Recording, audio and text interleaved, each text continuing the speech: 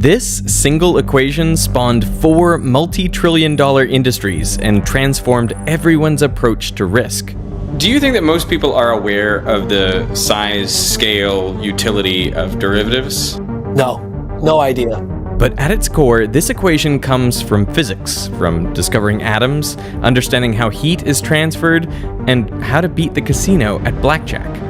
So maybe it shouldn't be surprising that some of the best to beat the stock market were not veteran traders, but physicists, scientists, and mathematicians. In 1988, a mathematics professor named Jim Simons set up the Medallion Investment Fund. And every year for the next 30 years, the Medallion Fund delivered higher returns than the market average. And not just by a little bit. It returned 66% per year. At that rate of growth, $100 invested in 1988 would be worth $8.4 billion today. This made Jim Simons easily the richest mathematician of all time. But being good at math doesn't guarantee success in financial markets.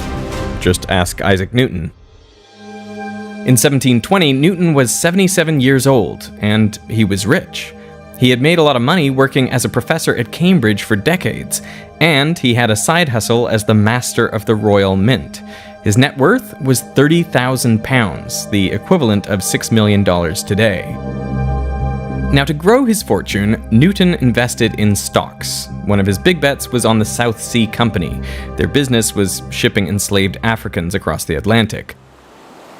Business was booming, and the share price grew rapidly. By April of 1720, the value of Newton's shares had doubled, so he sold his stock. But the stock price kept going up. And by June, Newton bought back in, and he kept buying shares even as the price peaked. When the price started to fall, Newton didn't sell. He bought more shares, thinking he was buying the dip. But there was no rebound, and ultimately he lost around a third of his wealth. When asked why he didn't see it coming, Newton responded, "I can calculate the motions of the heavenly bodies, but not the madness of people." So what did Simons get right that Newton got wrong? Well, for one thing, Simons was able to stand on the shoulders of giants. The pioneer of using math to model financial markets was Louis Bachelier, born in 1870. Both of his parents died when he was 18, and he had to take over his father's wine business. He sold the business a few years later and moved to Paris to study physics. But he needed a job to support himself and his family, and he found one at the Bourse, the Paris Stock Exchange. And inside was Newton's madness of people in its rawest form. Hundreds of traders screaming prices, making hand signals, and doing deals. The thing that captured Bachelier's interest were contracts known as options. The earliest known options were bought around 600 BC by the Greek philosopher Thales of Miletus. He believed that the coming summer would yield a bumper crop of olives. To make money off this idea, he could have purchased olive presses, which, if he were right, would be in great demand. But he didn't have enough money to buy the machines. So instead, he went to all the existing olive press owners and paid them a little bit of money to secure the option to rent their presses in the summer for a specified price. When the harvest came, Thales was right. There were so many olives that the price of renting a press skyrocketed. Thales paid the press owners their pre-agreed price, and then he rented out the machines at a higher rate and pocketed the difference. Thales had executed the first known call option. A call option gives you the right, but not the obligation, to buy something at a later date for a set price, known as the strike price. You can also buy a put option, which gives you the right, but not the obligation, to sell something at a later date for the strike price. Put options are useful if you expect the price to go down. Call options are useful if you expect the price to go up. For example, let's say the current price of Apple stock is $100, but you expect it to go up. You could buy a call option for $10 that gives you the right, but not the obligation, to buy Apple stock in 1 year for $100. That is the strike price. Just a little side note, American options can be exercised on any date up to the expiry, whereas European options must be exercised on the expiry date. To keep things simple, we'll stick to European options. So if in a year the price of Apple stock has gone up to $130, you can use the option to buy shares for $100 and then immediately sell them for $130. After you take into account the $10 you paid for the option, you've made a $20 profit. Alternatively, if in a year the stock price has dropped to $70, you just wouldn't use the option, and you've lost the $10 you paid for it. So the profit and loss diagram looks like this. If the stock price ends up below the strike price, you lose what you paid for the option. But if the stock price is higher than the strike price, then you earn that difference minus the cost of the option. There are at least 3 advantages of options. One is that it limits your downside. If you had bought the stock instead of the option and it went down to $70, you would have lost $30, and in theory, you could have lost $100 if the stock went to zero. The second benefit is options provide leverage. If you had bought the stock and it went up to $130, then your investment grew by 30%. But if you had bought the option, you only had to put up $10, so your profit of $20 is actually a 200% return on investment. On the downside, if you had owned the stock, your investment would have only dropped by 30%, whereas with the option, you lose all 100%. So with options trading, there's a chance to make much larger profits, but also much bigger losses. The third benefit is you can use options as a hedge. I think the original motivation for options was to figure out a way to reduce risk. And then, of course, once people decided they wanted to buy insurance, that meant that there are other people out there that wanted to sell it for a profit. And that's how markets get created. So options can be an incredibly useful investing tool. But what Bachelier saw on the trading floor was chaos, especially when it came to the price of stock options. Even though they had been around for hundreds of years, no one had found a good way to price them. Traders would just bargain to come to an agreement about what the price should be. Given the option to buy or sell something in the future, it seems like a very amorphous kind of a trade. And so coming up with prices for these rather strange objects has been a challenge that's plagued a number of economists and business people for centuries. Now, Bachelier, already interested in probability, thought there had to be a mathematical solution to this problem, and he proposed this as his PhD topic to his advisor, Henri Poincaré. Looking into the math of finance wasn't really something people did back then, but to Bachelier's surprise, Poincaré agreed. To accurately price an option, first you need to know what happens to stock prices over time. The price of a stock is basically set by a tug of war between buyers and sellers. When more people want to buy a stock, the price goes up. When more people want to sell a stock, the price goes down. But the number of buyers and sellers can be influenced by almost anything, like the weather, politics, new competitors, innovation, and so on.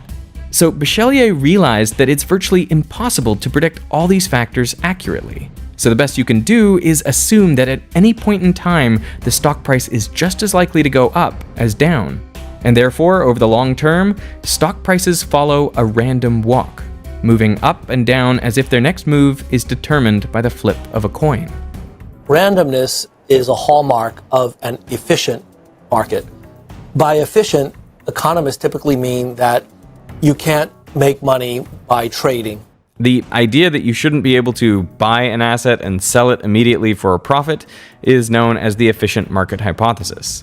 The more people try to make money by predicting the stock market and then trading on those predictions, the less predictable those prices are. If you and I could predict the stock market tomorrow, then we would do it. We would start trading today on stocks that we thought were going to go up tomorrow. Well, if we did that, then instead of going up tomorrow, they would go up now as we bought more and more of the stock. So the very act of predicting actually affects the quality of the future outcomes. And so in a totally efficient market, the prices tomorrow can't possibly have any predictive power. If they did, we would have taken advantage of it today. This is a Galton board. It's got rows of pegs arranged in a triangle and around 6,000 tiny ball bearings that I can pour through the pegs. Now each time a ball hits a peg, there's a 50-50 chance it goes to the left or the right. So each ball follows a random walk as it passes through these pegs, which makes it basically impossible to predict the path of any individual ball. But if I flip this over, what you can see is that all the balls together always create a predictable pattern. That is, a collection of random walks creates a normal distribution. It's centered around the middle because the number of paths a ball could take to get here is the greatest, and the further out you go, the fewer the paths a ball could take to get there. Like if you want to end up here, well, the ball would have to go left, left, left, left, all the way down. So there's only one way to get here, but to get into the middle, there are thousands of paths that a ball could take. Now, Bachelier believed a stock price is just like a ball going through a Galton board. Each additional layer of pegs represents a time step. So after a short time, the stock price could only move up or down a little, but after more time, a wider range of prices is possible. According to Bachelier, the expected future price of a stock is described by a normal distribution, centered on the current price, which spreads out over time.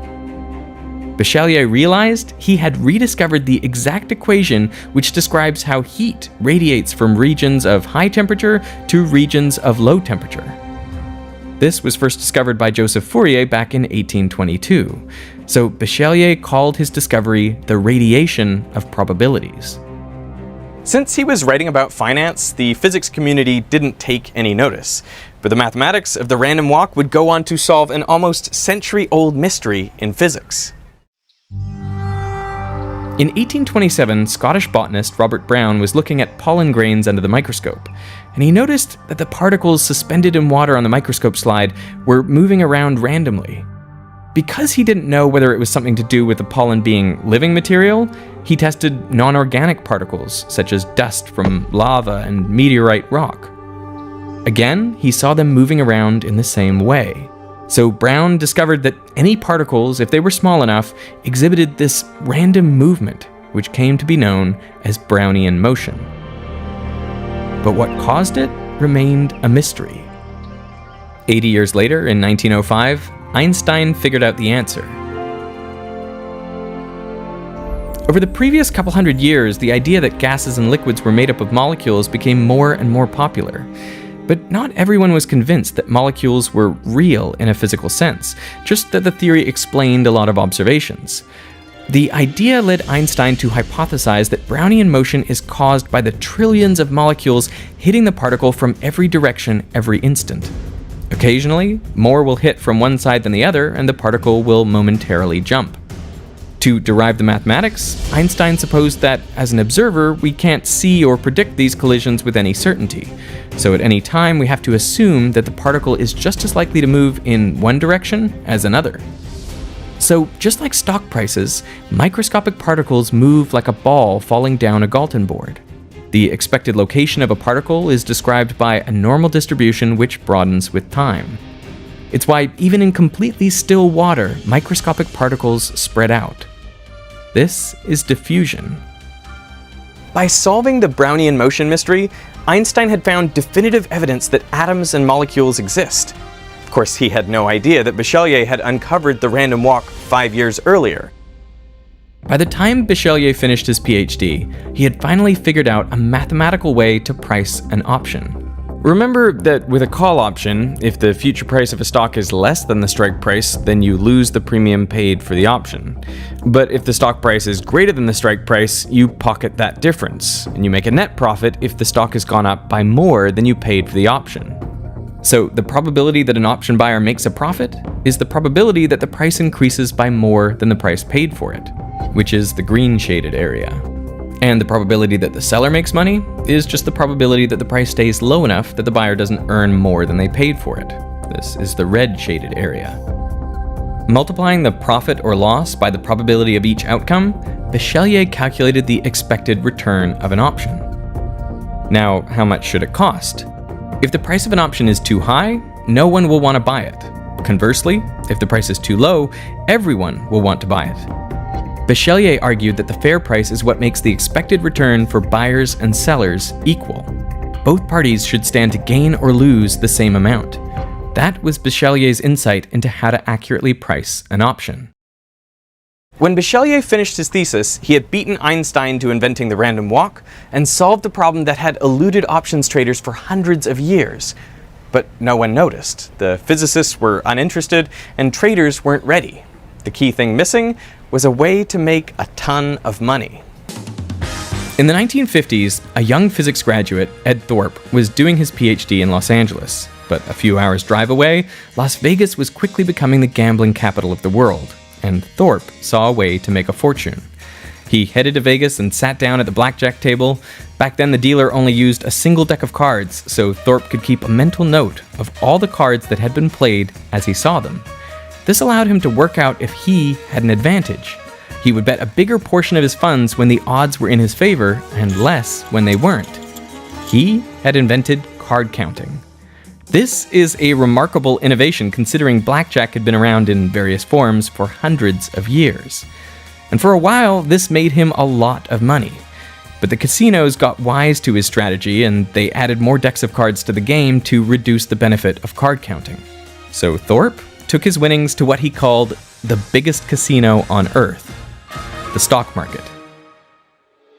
He started a hedge fund that would go on to make a 20% return every year for 20 years, the best performance ever seen at that time.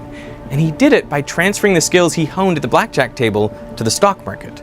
Thorpe pioneered a type of hedging, a way to protect against losses with balancing or compensating transactions.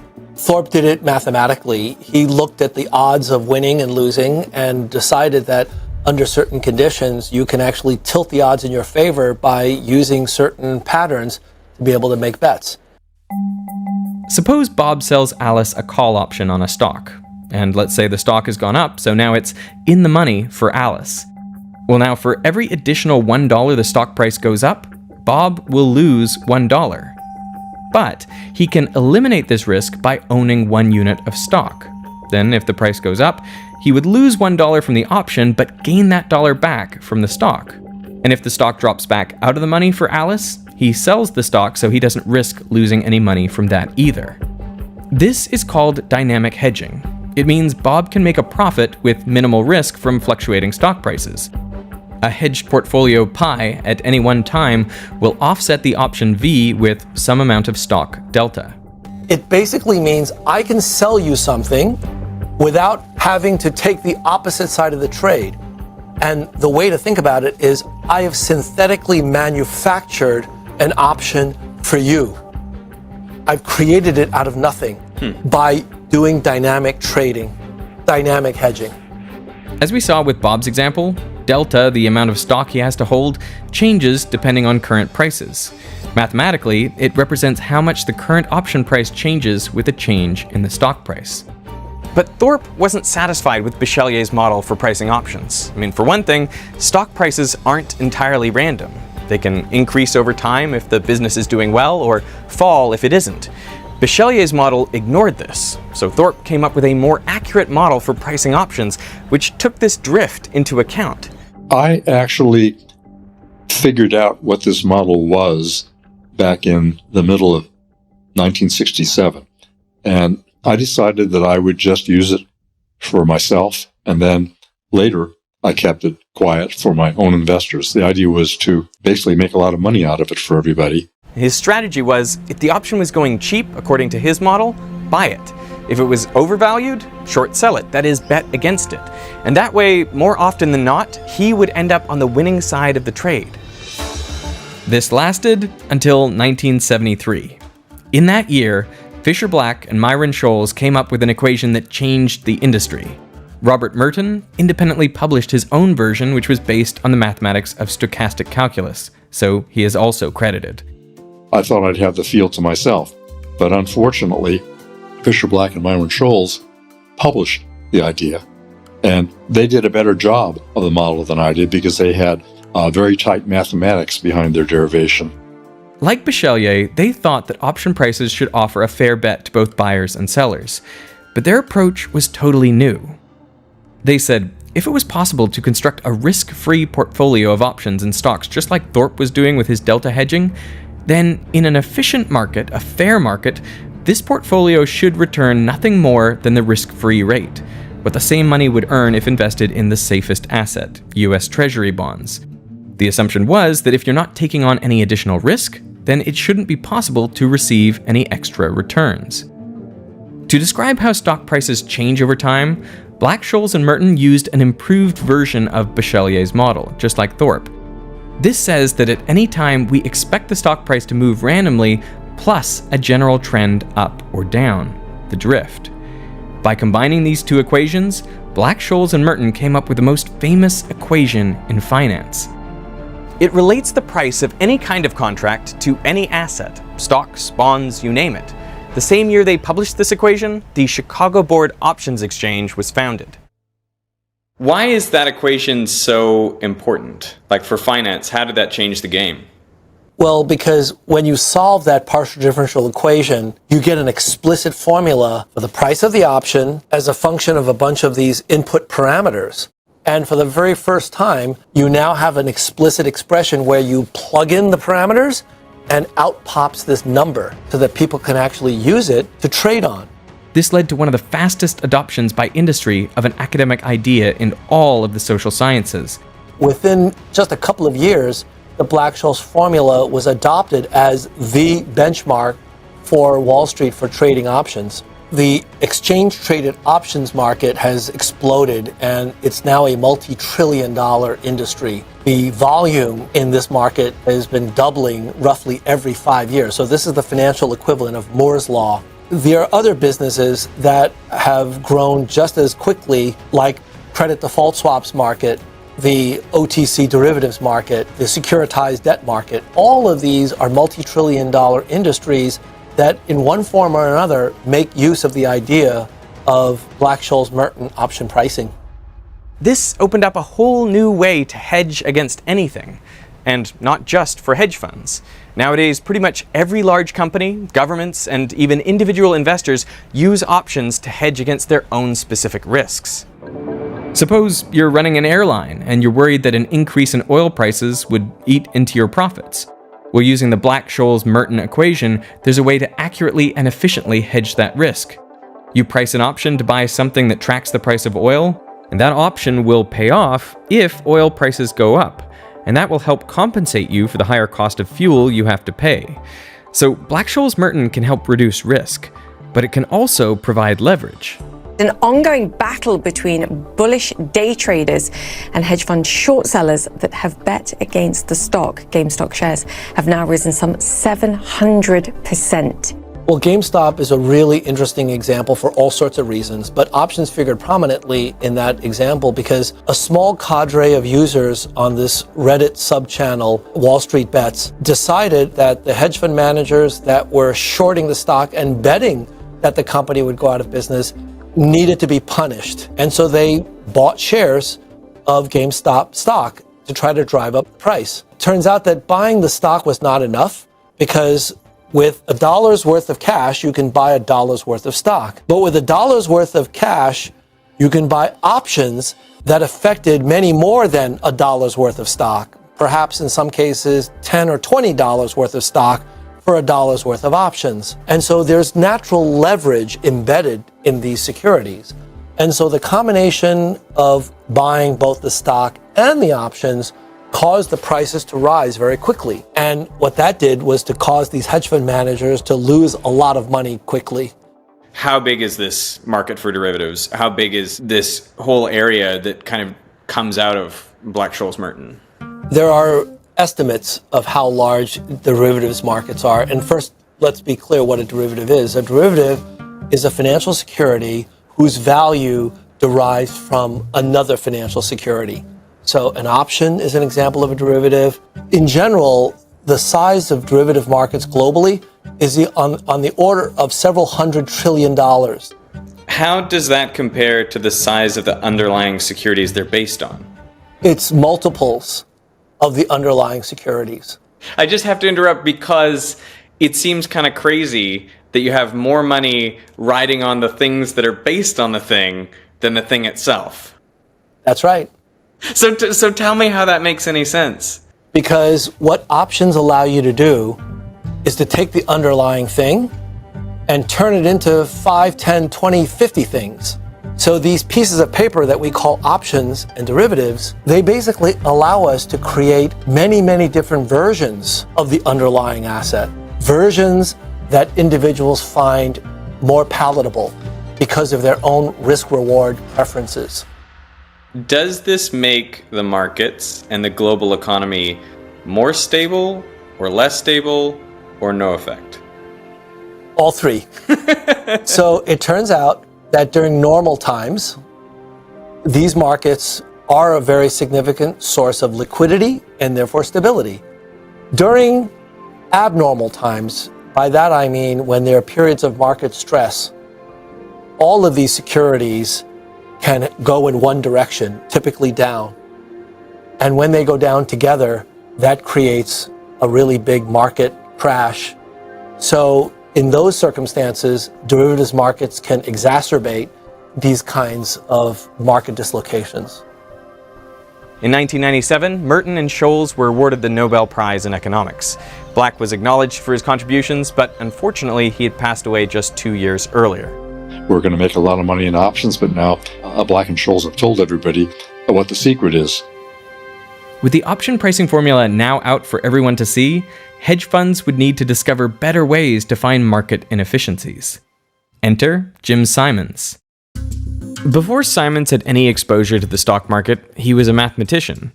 His work on Riemann geometry was instrumental in many areas of mathematics and physics, including knot theory, quantum field theory, and quantum computing. Chern-Simons theory laid the mathematical foundation for string theory. In 1976, the American Mathematical Society presented him with the Oswald Veblen Prize in Geometry. But at the top of his academic career, Simons went looking for a new challenge. When he founded Renaissance Technologies in 1978, his strategy was to use machine learning to find patterns in the stock market. Patterns provide opportunities to make money. The real thing was to gather a tremendous amount of data, and we had to get it by hand in the early days. We went down to the Federal Reserve and copied interest rate histories and stuff like that because it didn't exist on computers. His rationale was that the market is far too complex for anyone to be able to make predictions with certainty. But Simons had worked for the U.S. Institute for Defense Analysis during the Cold War, breaking Russian codes by extracting patterns from masses of data. Simons was convinced that a similar approach could beat the market. He then used his academic contacts to hire a bunch of the best scientists he could find. What was your employment criteria then? If they knew nothing about finance, what were you looking for in them? Someone with a PhD in physics and who'd had 5 years out and had written a few good papers and was obviously a smart guy, or in astronomy, or in mathematics, or in statistics. Someone who had done science and done it well. It's not surprising that mathematicians and physicists are involved in this field. First of all, finance pays a lot better than being an assistant professor of mathematics. And for a number of mathematicians, the beauty of option pricing is equally compelling to anything else that they're doing in their professions. One of these was Leonard Baum, a pioneer of hidden Markov models. Just as Einstein realized that although we can't directly observe atoms, we can infer their existence through their effect on pollen grains, hidden Markov models aim to find factors that are not directly observable, but do have an effect on what we can observe. And soon after that, Renaissance launched their now famous Medallion Fund. Using hidden Markov models and other data-driven strategies, the Medallion Fund became the highest returning investment fund of all time. This led Bradford Cornell of UCLA in his paper Medallion Fund, the Ultimate Counterexample, to conclude that maybe the efficient market hypothesis itself is wrong. In 1988, I published a paper testing it for the US stock market, and what I found was that the hypothesis is false. You can actually reject the hypothesis in the data, and so there are predictabilities in the stock market. So it's possible to beat the market, is what you're saying? It's possible to beat the market if you have the right models, the right training, the resources, the computational power, and so on and so forth. Yes. The people who have found the patterns in the stock market, and the randomness for that matter, have often been physicists and mathematicians, but their impact has gone beyond just making them rich. By modeling market dynamics, they've provided new insight into risk and opened up whole new markets. They've determined what the accurate price of derivatives should be, and in doing so, they have helped eliminate market inefficiencies. Ironically, if we are ever able to discover all the patterns in the stock market, knowing what they are will allow us to eliminate them. And then we will finally have a perfectly efficient market where all price movements are truly random.